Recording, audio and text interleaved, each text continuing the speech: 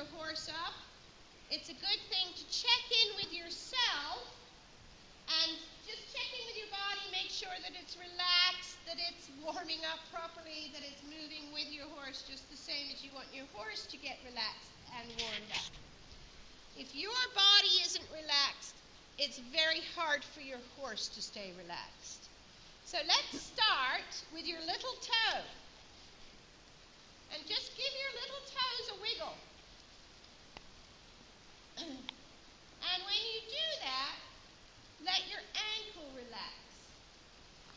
That's it. Your toes, your foot should be sitting in the stirrup with the stirrup squarely across the ball of your toe.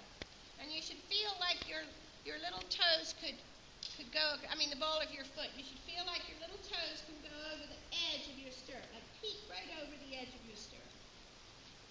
And then your weight should fall down into your heel, but not pressed down.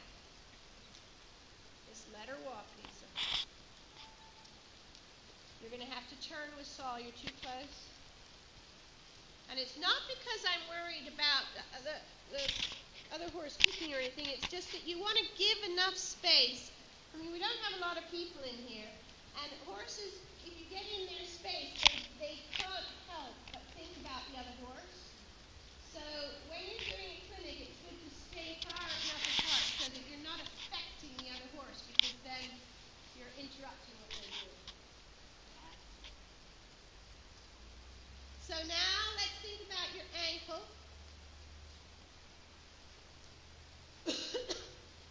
Let it relax. Let your heel fall down towards the ground.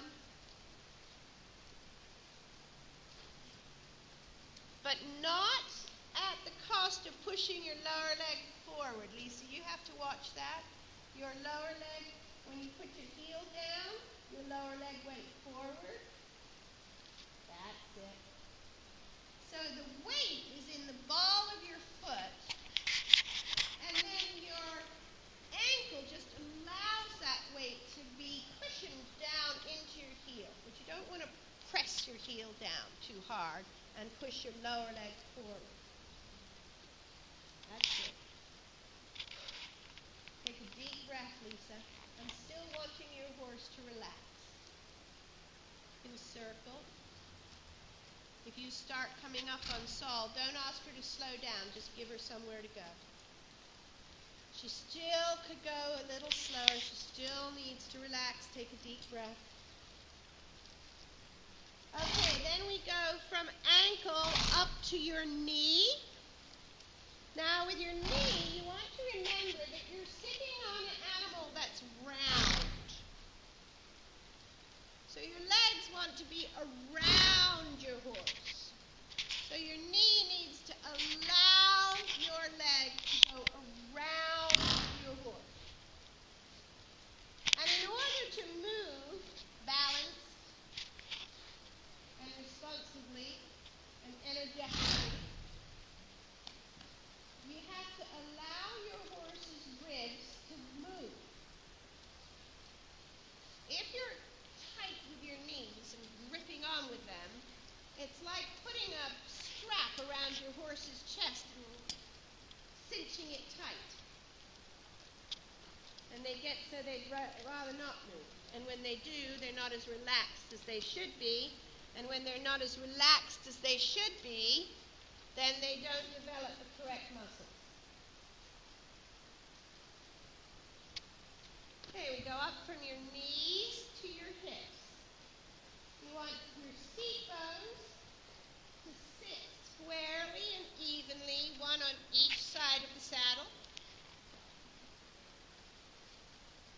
And your hips want to move with your horse's back.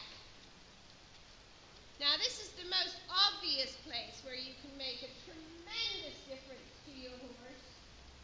Remember, we're asking him to use his back muscles.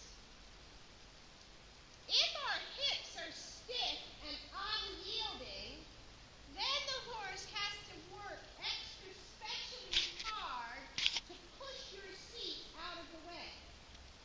And if the horse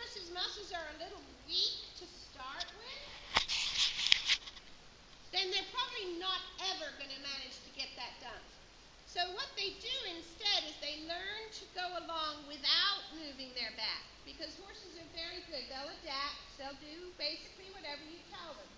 And if your seat is sitting stiffly plunked in the middle of the horse's back and is not willing to move, then the horse will learn to go along with his back as still as possible. So your hips need to be relaxed. Your seat bones need to be prepared to get out of the way of your horse's movement. Now, having said that, as we go on up your body, you want to make sure that your upper body is not moving too much. If your shoulders move too much, backwards and forwards, it makes it harder for the horse to move because he's constantly trying to rebalance from what your shoulders are doing. So, between your hips and your shoulders, the movement has to become less. And that's where your core muscles come in. Everybody who rides horses these days hears about core muscles. You've probably heard about them, right? Yeah, you've got to strengthen your core muscles in order to ride. And that's what it's talking about. It's talking about your hips being able to move while your shoulders stay still. So think about that.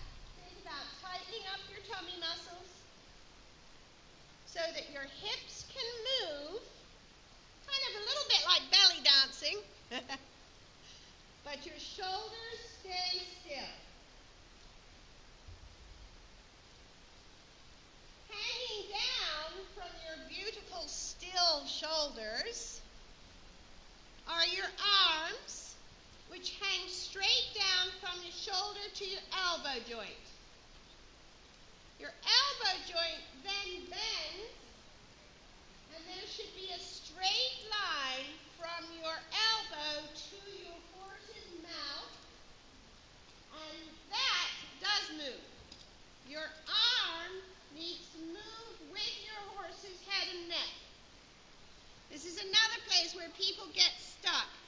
They think that they're not pulling on their horse, but in fact, because their arm is too stiff, the horse is not able to move freely, and again, that affects how their back moves. Now, this is something that I can see happens to you a little bit, Lisa. You've got a beautiful position, but your arm is a little stiff. And what you've got to learn to do is to allow your arm to